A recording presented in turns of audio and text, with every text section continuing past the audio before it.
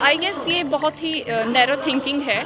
Because अगर हम एक तरफ डेमोक्रेसी की बात करते हैं तो यहाँ पर सबको फ्रीडम है, नहीं आने देंगे। किस बेसिस पे नहीं आने देंगे? ये कोई टेररिस्ट नहीं है। इवन कई बार तो कंट्री में टेररिस्ट भी आ जाते हैं, but why, what's the reason, on what basis? Like इन्होंने अभी तो वो गए भी नहीं, कुछ बोला भी नहीं। आप किस बेसिस पे, आप किसी को एक्यूज़ भी किस बेसिस पे कर लोगे जब तक आपके साथ कुछ हुआ ही नहीं? अब जब हम बात करते हैं पॉलिटिक्स की, लोग पावर में आते हैं कॉमन मैन की वजह से। आप पावर में आके कॉमन मैन को रिफ्रेन कर रहे हो। जो कॉमन मैन चाहता है आप वो नहीं कर रहे हो, और आप अपनी चला रहे हो जस्ट बिकॉज आपका अपना पॉलिटिकल एजेंडा है।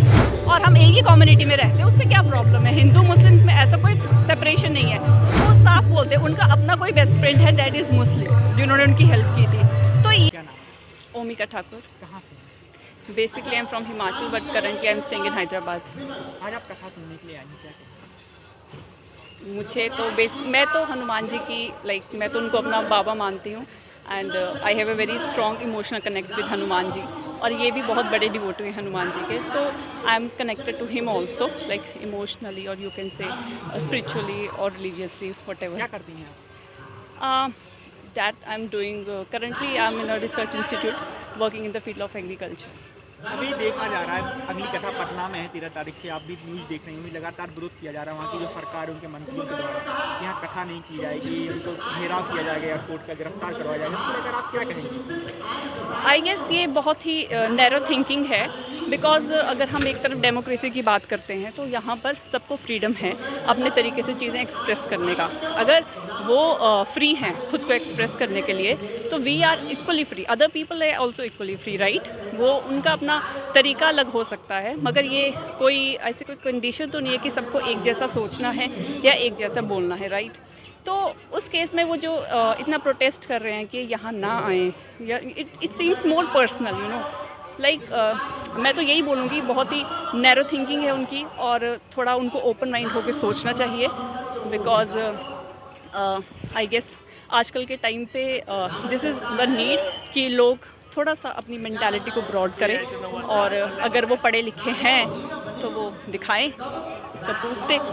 और ये तो बहुत ही छोटी सोच है कि हम उनको नहीं आने देंगे। किस बेसिस पे नहीं आने देंगे? ये कोई टेररिस्ट नहीं है। इवन कई बार तो कंट्री में टेररिस्ट भी आ जाते हैं, और मैं इसमें डीप में नहीं जाऊंगी, मगर हमारे पास ऐसी बहुत सारी स्टेट्स हैं जहाँ पे आप इलीगल वे से आप लेकर आते हो लोगों को बाहर से। सो that's a different topic, but I guess this is like very cheap if someone is protesting against him that he should not come there, or whether that is very cheap as per me. आपने बताया, कहा है कि वो पढ़े लिखे हैं तो उन्हें सोचना चाहिए, लेकिन वहाँ के शिक्षा मंत्री बोल रहे हैं कि नो, गिरफ्तार करवा मैं ये दिया कह रही हूँ कि आजकल का जो यूथ है दैट इज़ वेल अवेयर, वो पढ़ा लिखा है। तो आजकल के टाइम पे हम वो सोच लेके नहीं चल सकते ना। मतलब अगर आप हमको ये बोलते हो कि आपको एक डायमेंशन में सोचना है, ये हमारा चॉइस है। अगर हमको ये चीज़ पसंद आ रही है जो ये बोल रहे हैं, तो वो हमारा चॉइस है कि हम उस डायमेंशन में सोच सकते हैं। उसका फ्रीडम हमसे कोई नहीं ले सकता। और because democracy is the main thing, और freedom of speech, freedom to think, I guess वो सबके पास है और होनी भी चाहिए। आप किसी के ऊपर कंट्रोल नहीं कर सकते कि आपको ये ऐसा बात बोलना है, ऐसा करना है, वैसा करना है। सो आई गेस अगर वो इसलिए प्रोटेस्ट कर रहे हैं कि ये हनुमान जी के भक्त हैं, या फिर जो इनकी बातें होती हैं उनसे हिंदू यूनाइट हो रहे हैं, तो I guess that is something they need to think like where they are going wrong. वो वहाँ के जो तेज प्रताप यादव मंत्री हैं, वो लालू के बेटे हैं, उनके पिताजी अभी चारा घोटाले में अंदर भी है, और पूर्व मुख्यमंत्री उनकी मम्मी भी वहाँ पर रही हैं। उनके द्वारा कहा जा रहा है कि हम घेराव करेंगे एयरपोर्ट का। उनके मंत्री हैं, वो कह रहे हैं कि हम उस कथा का विरोध करेंगे। But why, what's the reason, on what basis? Like इन्होंने अभी तो वो गए भी नहीं, कुछ बोला भी नहीं।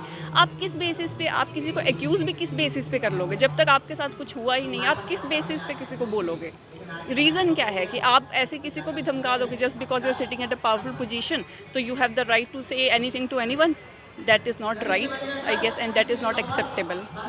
वहाँ पे एक संगठन उन्होंने विरोध के लिए अलग से तैयार किया है, BSS नाम का, कि उसे विरोध करने के लिए ट्रेनिंग भी दी जा रही है लगातार, कि विरोध इस तरीके का विरोध करना है, ये करना है। तो आई थिंक ये मेजॉरिटी लोगों को सोचना चाहिए कि जहाँ पे अगर 80% लोग इनके सपोर्ट में हैं, तो वो 20% अगर उनके अगेंस्ट प्रोटेस्ट कर रहे हैं, तो उनका मेन मोटिव क्या है? उनका मेन मोटिव सिर्फ कथा तो नहीं हो सकता, या उनसे कुछ इतना पर्सनल अगर है भी तो इसके बिहाइंड रीज़न क्या है वो लोगों को सोचना चाहिए आई गेस। और वो शायद उनका अपना बहुत सेल्फिश मोटिव हो सकता है, it could be a very political reason only, उससे ज़्यादा कुछ नहीं हो सकता। और अगर वो पॉलिटिकल रीज़न की वजह से लोगों को रिलीजियस एक्टिविटी से रिफ्रेन करना चाहते हैं तो again he need to think that he is doing the very wrong thing, because उनको पॉलिटिकल पावर देने वाले कॉमन लोग ही होते हैं। तो let them decide, let people decide what they want to do, who are they to decide for themselves, sorry for others, they can decide for themselves but not for others, right. So वहाँ पे अभी एक कथा बार अपनी 13 तारीख को होने वाली है और लगातार वहाँ पे तैयारियाँ चल रही हैं। वहाँ की जनता की भी मांग है गुरु जी आना चाहिए, मुस्लिम Yes, समाज के लोग yes. यहाँ नहीं आ रहे हैं। अब जब हम बात करते हैं पॉलिटिक्स की, लोग पावर में आते हैं कॉमन मैन की वजह से। आप पावर में आके कॉमन मैन को रिफ्रेन कर रहे हो, जो कॉमन मैन चाहता है आप वो नहीं कर रहे हो और आप अपनी चला रहे हो जस्ट बिकॉज आपका अपना पॉलिटिकल एजेंडा है। That is not right and that is not justified. वहाँ के मुस्लिम समाज भी मांग कर रही है कि बाबा जी की कथा होगी तो हम लोग सुनने के लिए जाएंगे। मुस्लिम समुदाय सॉरी जो लोग मुस्लिम समुदाय के लोग हैं वो मांग कर रहे हैं कि बाबा जी की कथा होनी चाहिए, लेकिन जो हिंदू समाज के लोग आई अप्रिशिएट दीज पीपल, जब उनको कोई प्रॉब्लम नहीं है और मतलब होनी भी नहीं चाहिए। Like I have so many friends who are Muslims और हम एक ही कम्युनिटी में रहते हैं, उससे क्या प्रॉब्लम है? हिंदू मुस्लिम्स में ऐसा कोई सेपरेशन नहीं है। वो तो एक अलग टॉपिक पे बात करते हैं, वो कोई ऐसा नहीं बोलते कि आपको मुस्लिम्स के एंटी होना है या समथिंग लाइक दैट। वो तो हमेशा ये बोलते हैं कि आपको मिल के रहना है, और जहाँ से वो है वहाँ पे अपने आप काफ़ी रीजन है जहाँ पे मुस्लिम्स रहते हैं। तो मुस्लिम्स को उठा के टारगेट करना इनको डेट इज़ वेरी रॉन्ग।